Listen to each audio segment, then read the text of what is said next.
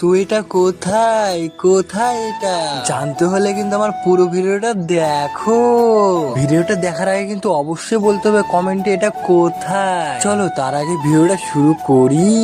Title এবং thumbnail দেখে তো বুঝতে পেরে গেছো আমি কোথায় যেতে চলছি। তো বন্ধুরা দেখতে পাচ্ছ বিকেল বেলা কিন্তু বের হয়ে গেছি আমি। তো আমাদের কিন্তু 4টার দিক কিন্তু বের হওয়ার কথা ছিল। আমার বন্ধুগুলো আস্তে আস্তে কিন্তু 5টা বাজা দিয়েছে, কিছু বলার নাই এদের। চলো এখন যাওয়ার জন্য কিন্তু গাড়িতে বসে গেছি আমি। তোমাদের কাছে যদি 2-3 মিনিট যদি থাকে তাহলে ভিডিওটা স্কিপ না করে কিন্তু পুরো ভিডিওটা দেখো, খুবই মজা চলে আসবে। তো আমরা কিন্তু 2জন যাচ্ছি না, আমাদের সঙ্গে কিন্তু আরো 2জন যাচ্ছে, মোট আমরা 4জন মিলে যাচ্ছি। তো আমরা দূরের রাস্তায় যাচ্ছি তাই জন্য কিন্তু পেট্রোল পাম্পে তেল ভরার জন্য যেতে হবে আমাদের। সামনে যে 2জনকে দেখতে পাচ্ছ তারাও কিন্তু আমাদের সঙ্গে যাচ্ছে। চলো আমাদের এখন গাড়ি তেল ভরা সব কমপ্লিট, এখন যাওয়া যাক। আর দেখো দেখতে দেখতে কিন্তু আমরা কালিয়াগঞ্জের রাস্তাও চলে আসলাম। তারপর কিন্তু আমরা একটা ভাত থেকে ফোন দিয়ে বলি চল আমাদের একটা ভিডিও করে দিই। তারপর কিন্তু আমরা এইসব মজা করতে করতে আমরা কিন্তু যাচ্ছিলাম। তো তোমাদের কাছে আমি আরেকটা কথা বলে ফেলি, তো আমরা যে মন্দিরে যাচ্ছিলাম সেই মন্দিরটার নাম হলো কিন্তু কালীকুন্টি ধাম।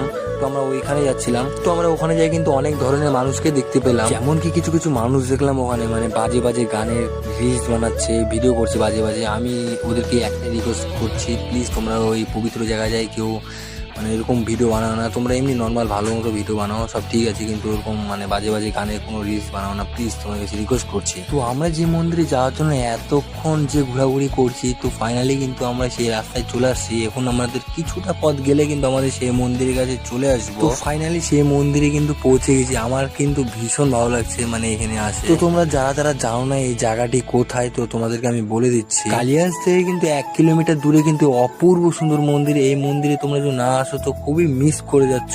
কালিয়াগঞ্জ থেকে কিন্তু ধনকোল যাওয়ার যে রাস্তাটা আছে তার আগে কিন্তু একটা রশিদপুর নামে জায়গা আছে। তো তোমাদেরকে ওখানে যে কাউকে তুমি জিজ্ঞাসা করো তোমাদেরকে বলে দিবে মন্দিরটা কোথায়। তোমরা যারা কালিয়াগঞ্জের আশেপাশে থাকো এই মন্দিরে তোমরা যদি না আসো তো একদম মিস করে যাচ্ছ। তোমাদেরকে বলে দিচ্ছি একবার হলেও আসো এই মন্দিরে, তোমাদের কিন্তু একদম খুবই ভালো লাগবে, খুবই ভালো লাগবে। তো আমাকে মন্দিরটা এতটাই ভালো লেগে গেছে যে মানে আমি সবটাই কিন্তু ঘুরে ঘুরে দেখছি কোথায় কি আছে, সবটাই কিন্তু দেখছি। মনে হচ্ছিল কিন্তু মন্দিরে থেকে যাই আমি, এতটা ভালো লাগছিল। তোমার এখানে আসলে একটা ফিল হবে মানে একটা শান্ত একটা জায়গা, তারপর ঠান্ডা একটা আবহাওয়া, মানে এরকম একটা ফিল আসবে এখানে আসলে। মানে তারপর আমি কিছুটা এগিয়ে যাই, তারপর দেখি একটা পদ্ম ফুলের উপরে কিন্তু একটা মন্দির তৈরি করা হচ্ছে। এখনো যেহেতু এখনো কমপ্লিট হয়নি, এখনো হচ্ছে।